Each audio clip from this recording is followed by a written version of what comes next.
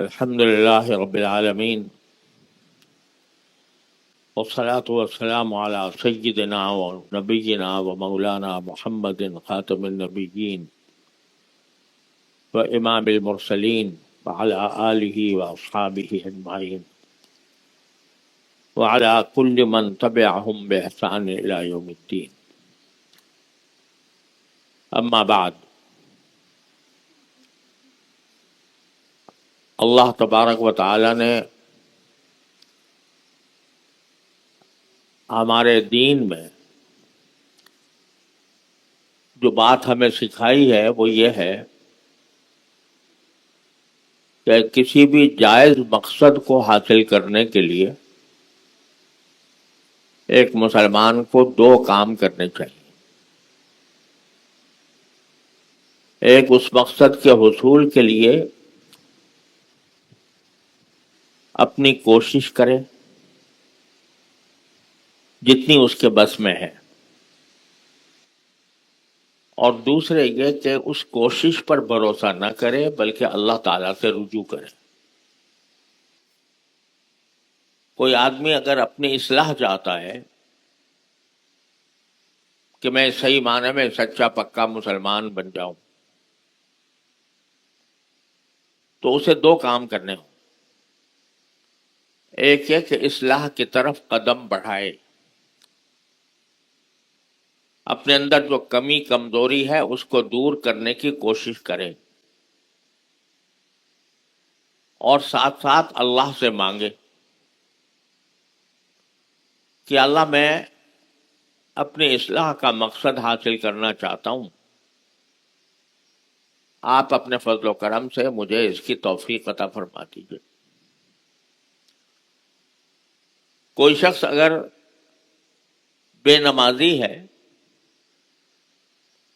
یا نماز تو پڑھتا ہے مگر جماعت سے مسجد میں آنے کی اس کے اندر اس کو توفیق نہیں ہوتی، تو اس کا طریقہ کیا ہوگا؟ طریقہ یہ ہوگا کہ ایک طرف تو اپنے آپ پر زبردستی کرے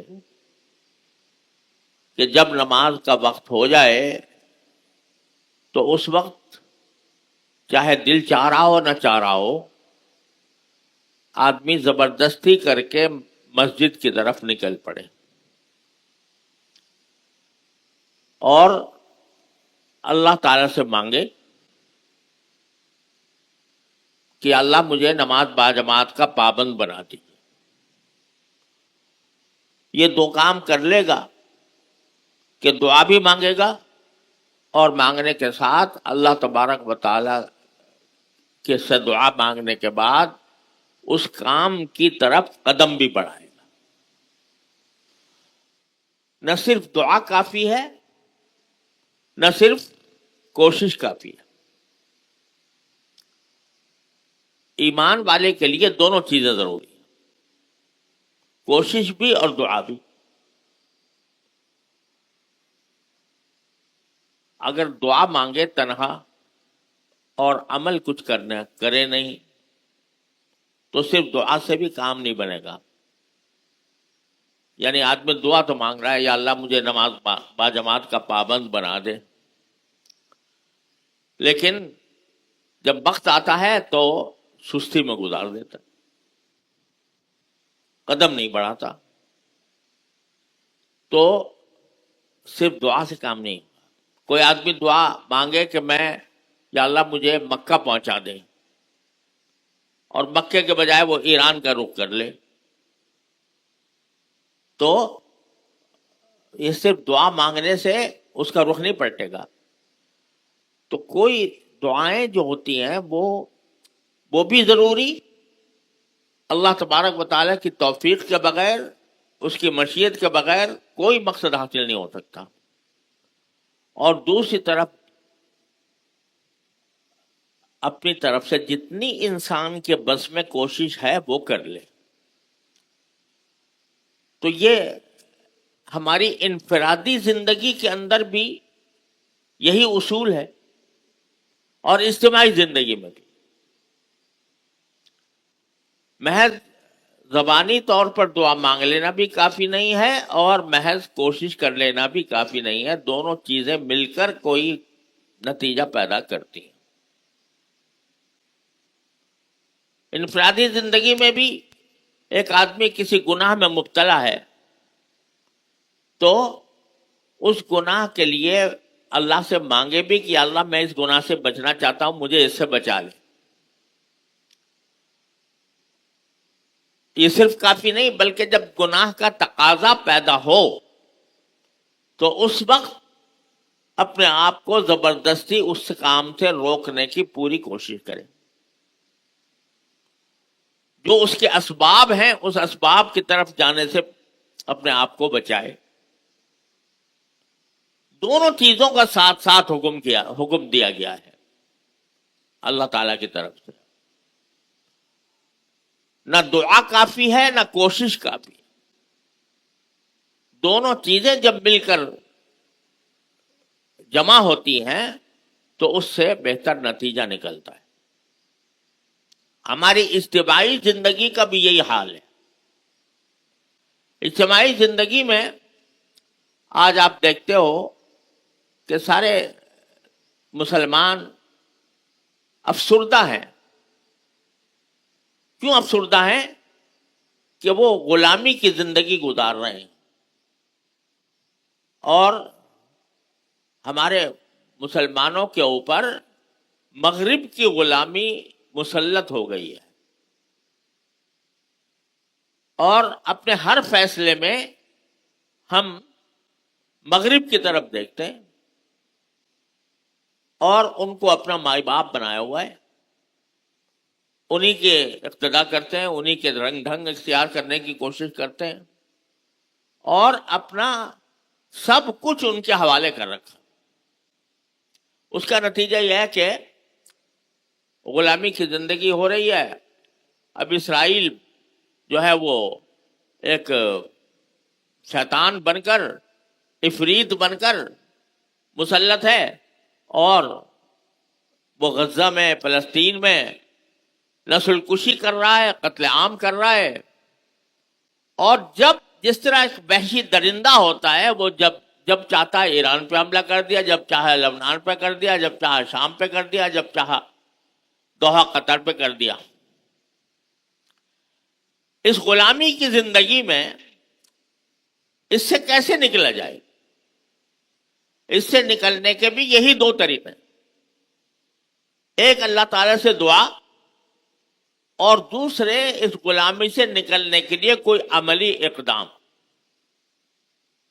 آپ کو معلوم ہے کہ اسرائیل نے دوحہ کے اوپر حملہ کر دیا، قطر کے اوپر.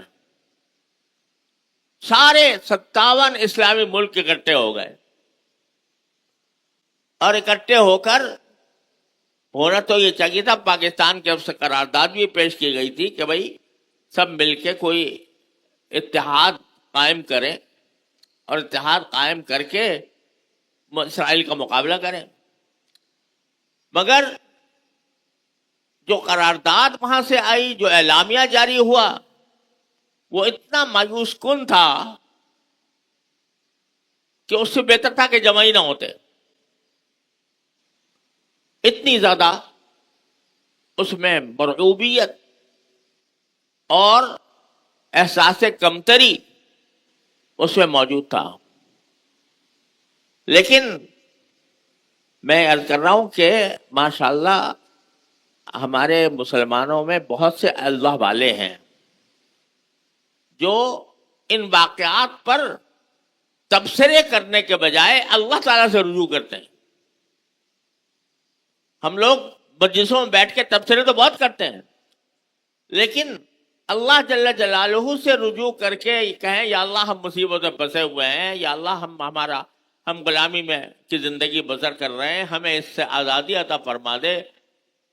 ایسے دعا کرنے والے بہت شاذ و نادر ہیں، لیکن ہیں اللہ والے جو ایسے موقع پر جب دیکھتے ہیں کہ ہمارے بس میں تو کچھ ہے نہیں، ہمارے حکمران جو ہے وہ پتہ نہیں کیا کر رہے ہیں، تو ان کی وجہ سے ساری امت مسلمہ جو ہے وہ غلامی کا شکار ہے، تو جو اللہ والے ہیں وہ دعا کرتے ہیں یا اللہ ہمیں اس سے مصیبت سے نکال دے. تو شاید انہیں اللہ والوں کی دعا قبول ہوئی، اور اللہ تعالیٰ نے پھر فوراً ہی ایک ایسا واقعہ اللہ تعالیٰ نے مقدر فرما دیا جس کی بہت عرصے سے تمنا تھی، مگر آرزو تھی، مگر اس کا کوئی سرا نظر نہیں آ رہا تھا. اور وہ یہ کہ اللہ تبارک و تعالیٰ نے پاکستان اور سعودی عرب کے درمیان ایک دفاعی معاہدہ طے کرا دیا جس کی پہلے کوئی دور دور توقع نہیں تھی.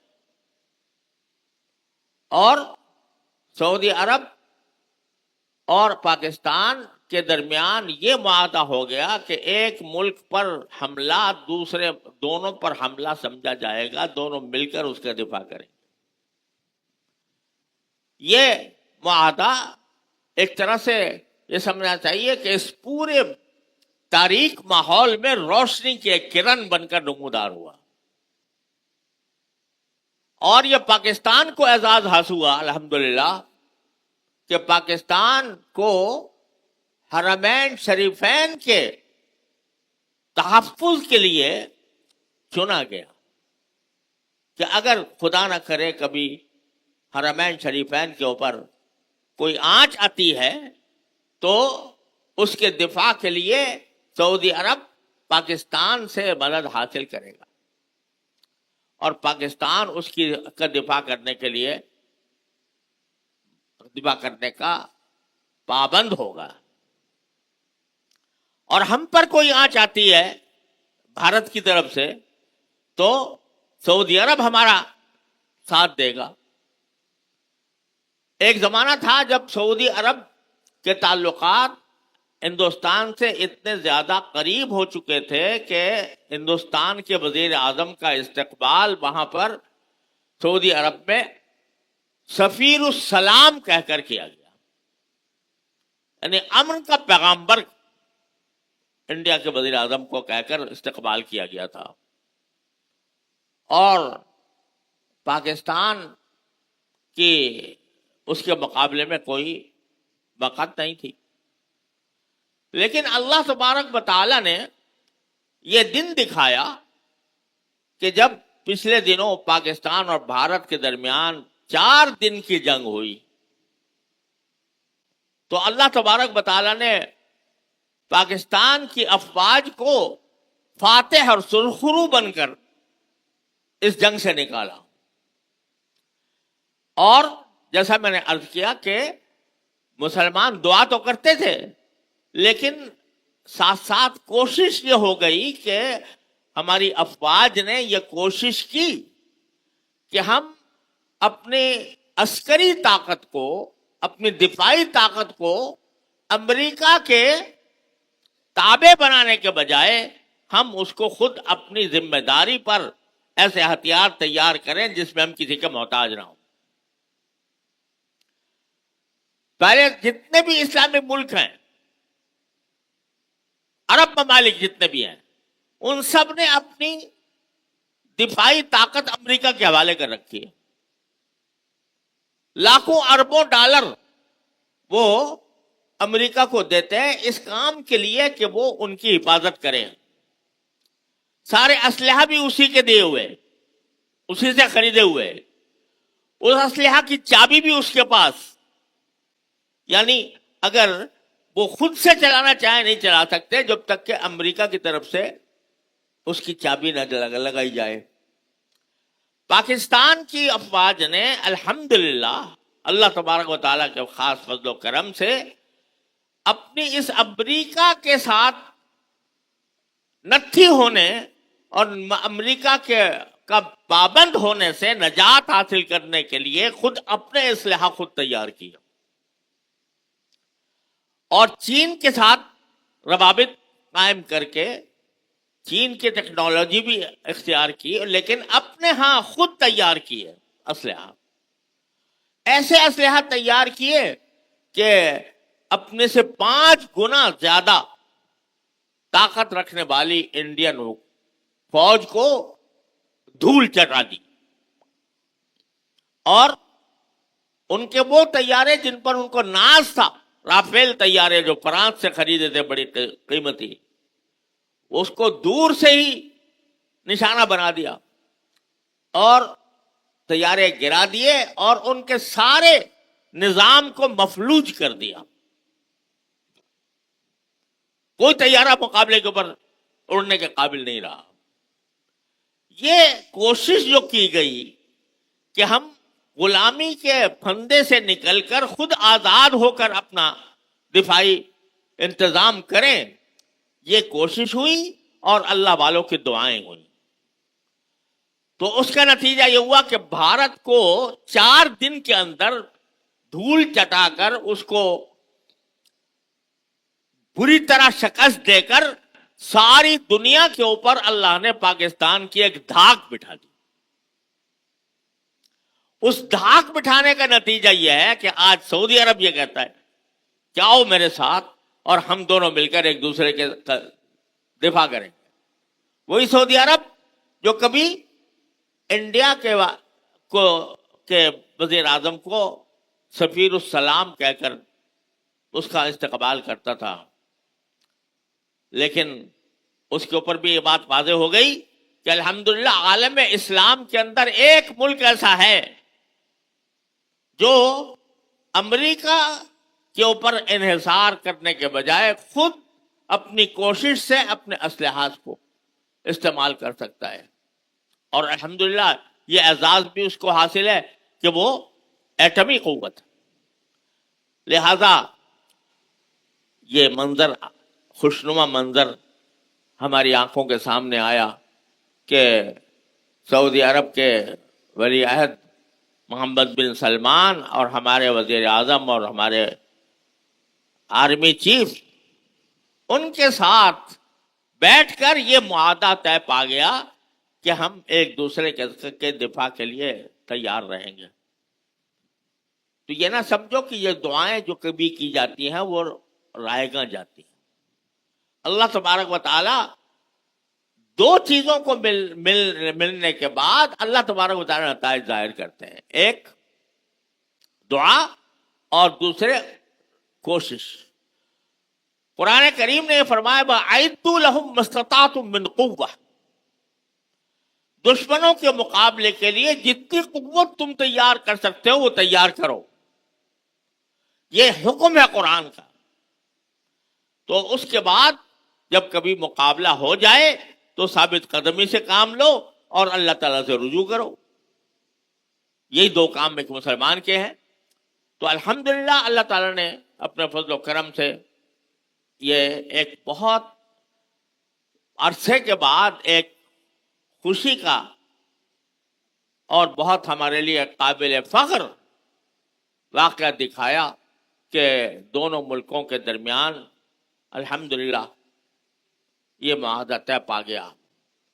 اور حقیقت تو یہ ہے کہ سعودی عرب کے ساتھ ہمارے برادرانہ تعلقات تو مدت دراز سے ہیں، پہلے دن سے ہیں.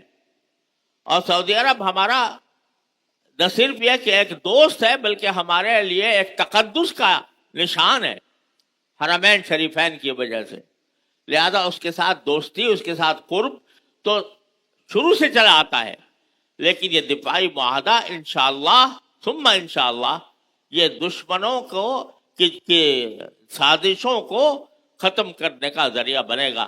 اللہ کی رحمت سے انشاءاللہ ایسا ہی ہوگا. تو اب جو فلسطین کا مسئلہ ہے اور اسرائیل کا مسئلہ ہے کہ جو ایک درندہ بنا ہوا ہے اور جس پر چاہتا ہے وہ چڑھ دوڑتا ہے، تو اس کے لیے ایک لگام ڈالنے کا اللہ نے ایک موقع دیا. دوسری طرف میں یہ بھی گزارش کرنا چاہتا ہوں کہ غزہ کے مسلمانوں کی ابھی تک مصیبت میں کوئی کمی نہیں آئی. وہاں پر دن رات ان کی وحشیانہ بمباری بھی جاری ہے اور ان تک پہنچنے کے جتنے امداد پہنچنے کے جتنے راستے ہیں وہ بھی بند کیے ہوئے ہیں اسرائیل نے، دنیا کے سارے قوانین کے برخلاف. ایک ناجائز محاصرہ کیا ہوا ہے. بچے مر رہے ہیں بھوک سے، عورتیں مر رہی ہیں، بوڑھے مر رہے ہیں، بھوک سے مر رہے ہیں، اور امداد کے راستے بند کیے ہوئے ہیں. امداد بہت اگر پہنچ رہی ہے تو بہت کم پہنچ رہی ہے، جس کا جو پوری طرح کارآمد نہیں ہو سکتی. اس موقع پر کچھ اللہ کے بندوں نے ایک کوشش شروع کی ہے. وہ ہے ایک بحری قافلہ جو روانہ ہوا ہے، اب اس وقت سمندر کے بیچ میں ہے. وہ سمود کے نام سے، سمود کا معنی ہوتا ہے استقامت. تو استقامت کے نام پر، سمود کے نام پر یہ بحری قافلہ چلا ہوا ہے تونس سے، اور ابھی سمندر کے درمیان ہے. یہ قافلہ ایک طرح کا ایک علامتی رد عمل ہے اسرائیل کی جارحیت کے خلاف، اور اس کا مقصد یہ ہے کہ جا کر محاصرہ توڑے، اور محاصرہ توڑ کر وہاں غزہ کے لوگوں کو دوائیں اور غذائی سامان فراہم کرے. اس کے لیے یہ قافلہ چل رہا ہے. اس کے اوپر خطرات ہیں. اسرائیل حملہ بھی کر سکتا ہے، اس کے راستے میں رکاوٹ ڈال سکتا ہے. اسرائیل جو خود دہشت گرد ہے، اس نے اس قافلے کو دہشت گرد قرار دے دیا، حالانکہ بیچارہ پرامن قافلہ ہے. تو یہ کوشش اس طرح بھی ہو رہی ہے. یہ کوشش ہے، اور یہ کوشش ہماری طرف سے پوری حمایت کی مستحق ہے، اور ہماری دعاؤں کی مستحق ہے. اللہ تعالیٰ اس کی حفاظت فرمائے اور اس کو منزل تک پہنچائے، اور یہ محاصرہ توڑنے کے اندر کامیاب ہو اور فاتح بن کر واپس آئے. اس کی بھی سب مسلمانوں سے دعا کی گزارش ہے کہ سب اس کو دعا میں یاد رکھیں. غزہ کے مسلمانوں کے لیے، برما کے مسلمانوں کے لیے جن پر ظلم ہو رہا ہے، اور سارے مسلمان جہاں پر بھی ظلم کا شکار ہیں، ان کی نصرت کے لیے، ان کے ظلم کو دور کرنے کے لیے کوئی مسلمان دعا سے پیچھے نہ رہے. ہر نماز میں ان کے لیے دعا کریں، اور اس قافلے کے لیے بھی دعا کریں، اور پاکستان اور سعودی عرب کے لیے بھی دعا کریں. یا اللہ پاکستان اور سعودی عرب کو استقامت عطا فرما، اور غیروں کی غلامی سے نکالنے کا ذریعہ بنا دی. اور یہ کچھ بعید نہیں ہے کہ دو ملکوں کے درمیان یہ معاہدہ ہوا ہے، تو اللہ تبارک و تعالیٰ دوسرے مسلمان ملکوں کو بھی توفیق دے کہ وہ اس میں شامل ہو. اگر مسلمان سارے متحد ہو جاتے ہیں، 57 ملک دنیا کے جو عین دنیا کے بیچوں بیچ آباد ہیں، مراکش سے لے کر انڈونیشیا تک ایک زنجیر ہے اسلامی ممالک کی، اگر یہ آپس میں اس طرح متحد ہو جاتے ہیں تو کسی کے مجال نہیں ہوگی کہ وہ ان کو غلام بنا سکے یا ان کے حقوق کو طلب کر سکے. لہذا جیسے میں نے عرض کیا کہ کوششیں ایک طرف اور دعا ایک طرف. ہم اس کوشش میں براہ راست شریک ہونے کے قابل تو نہیں ہیں. ہمیں ہتھیار چلانا بھی نہیں آتا، ہمیں ہتھیار بنانا بھی نہیں آتا. ہم ایک عام لوگ ہیں، لیکن عام لوگ کم از کم اپنی دعاؤں کا رخ بدلیں. اپنی دعائیں جس طرح اپنے لیے کرتے ہیں، اپنی صحت کے لیے کرتے ہیں، اپنی معاشی ضروریات کے لیے کرتے ہیں، اس طرح امت مسلمہ کے لیے دعا کریں. اس طرح پاکستان کے لیے دعا کریں، سعودی عرب کے لیے دعا کریں. اور جو لوگ کہ فلسطین کے اندر اسرائیل کے ظلم و ستم کا شکار ہیں، ان کی نجات کے لیے دعا کریں، ان کی فتح کے لیے دعا کریں. دعا بہت بڑا ہتھیار ہے. الدعاء سلاح المومن، دعا مومن کا ہتھیار ہے. تو کسی بھی مسلمان کو دعا سے کم از کم پیچھے نہیں رہنا چاہیے، اور ہر وقت ذہن میں رکھنا چاہیے کہ ہمارے مظلوم مسلمان بھائیوں کے ساتھ جو زیادتیاں ہو رہی ہیں، اللہ تعالیٰ ان کو نجات عطا فرمائے. اگر سارے مسلمان دعاؤں پر لگ جائیں تو اللہ تبارک و تعالیٰ کی رحمت سے کچھ بعید نہیں ہے کہ اللہ تعالیٰ ہمیں اس غلامی کی زندگی سے نجات عطا فرما دے. وآخر دعوانا الحمدللہ رب العالمین.